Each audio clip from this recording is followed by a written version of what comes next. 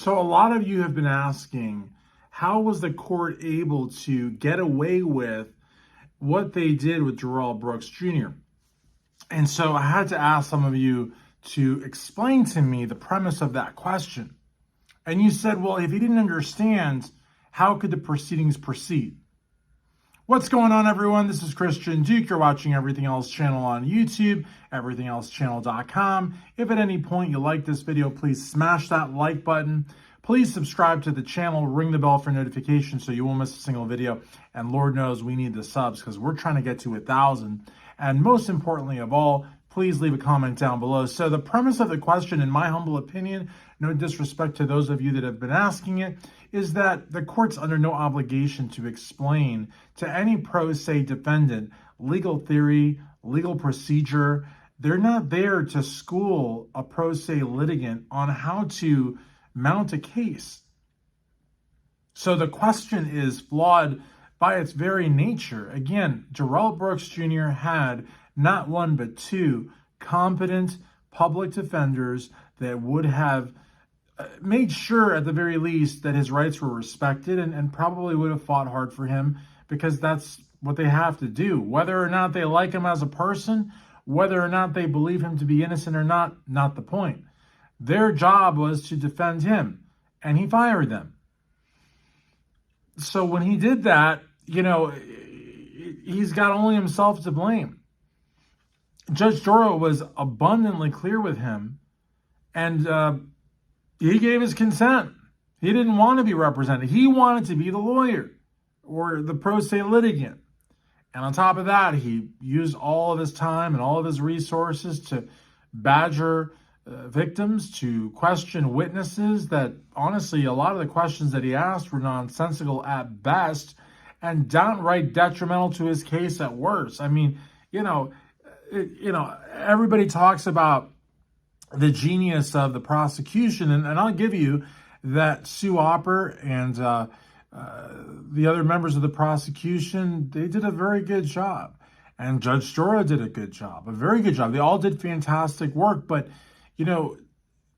Darrell Brooks was kind of like the John Stockton of it all. He was giving the prosecution a lot of assists, and he was giving the judge a lot of assists. And what I mean by that is that he was so completely outrageous, and he was so completely delusional, and he was so completely incriminating himself. He opened the door with so many different things, and he waived so many rights, and so many times that he violated the decorum of the court, where he had to be ejected, sent to other courtrooms, sent to holding cells. I mean, excuse me, he basically dug his own grave. You know what I mean? I'm sorry for burping, but I am right now enjoying a big gulp. Diet Mountain Dew here on the Everything Else channel on YouTube. And it happens.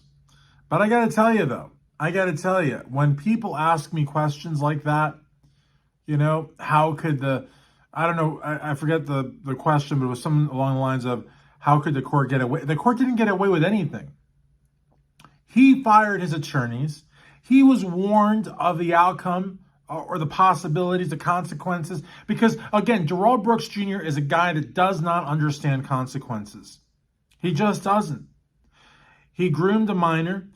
He was abusive to a minor and abusive to his wife. He was a deadbeat father.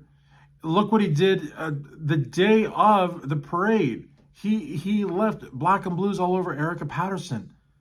You know what I mean? And then he went and did what he did, one of the most heinous crimes ever in Wisconsin history, and certainly in American history as well. And did he ever show, did he ever show remorse at any point during the trial? No, he did not. So you can't expect somebody who has zero idea of the concept of consequences to have, really thought out not having counsel and thinking the whole time when he would ask, is this lawful law, that he was somehow setting himself up for this grandiose appeal. He's not going to win an appeal. And he literally indicted himself. He literally helped the prosecution expedite the process for all the times he was talking about, is this a rush to judgment? He made it a rush to judgment because he squandered his resources. He wasted the time that he could have had to have mounted some kind of a defense. He could have really gone after the insanity argument. Maybe he could have maybe brought in some experts, possibly. I don't know. He wasn't going to walk out of there a free man. He was going to get, at least 2 or 3 consecutive life sentences. I mean, if you really stop to think about it, I mean, he was guilty as sin. The evidence was just undeniable. I mean, there were so many victims, survivors that saw him driving that car into them. I mean, he was going to be convicted no matter what. But again, the premise of the question, how could the court get away, is to me a flawed question. And if it was a one-off, I wouldn't have made the video. But it wasn't a one-off. I've been asked this question ad nauseum for the last 4 or 5 months, whether on TikTok, whether on Instagram, whether on Facebook, or here. And it's just one of those things where I figured, look, I'm going to go ahead and put it on Everything Else channel on YouTube. And, because I tell you, if I'm lying, I'm dying. Strike me down right now. But I've got about 3 pages worth of questions that, I do like the little, like the 4 sticks and the 5, count wise. And these are all questions that have been asked at least 5 times. And I've got 3 pages worth of them. So it's one of those things where you've got a small channel. Everything Else channel is a small channel. Sight Sounds Flavors is a little bit bigger. But you don't want to ignore 1 or 2 comments or 3 or 4, especially not 5 or more, because at that point, if a question gets asked 5 times, irrespective of its, whether it's, on 1 or 2 or 3 social media platforms, but if people are taking the time out of their day to watch your video and they're asking you questions and you just ignore them, you're never going to grow as a commentator and your channel's not going to grow. You need to treat the people that leave the comments the right way. And this is the right way. Again, it's not a 1-off or a 2-off. There are over 5 different comments with this sort of same question. But I will admit, though, that out of the 5 or 6 questions that I may have received, the most recent one was the one that got me to make this video. And it was, how could the court get away with this? And again, that's where it's just like, okay, now I'm going to make a video, because the court didn't get away with anything. Darrell Brooks Jr. fired his lawyers, decided to go at it pro se. It is not the court's job to educate a pro se defendant on how to better defend themselves in court. That's not the job of the judge. It's certainly not the job of the prosecution. So again, horribly worded question, but again, a good one because it made me make a video. I look forward to seeing whatever you guys have to say down in the comments. If you disagree with me, let me have it. Take me to task. I will be happy to read your comments. And again, if they inspire a video, I'll make a video.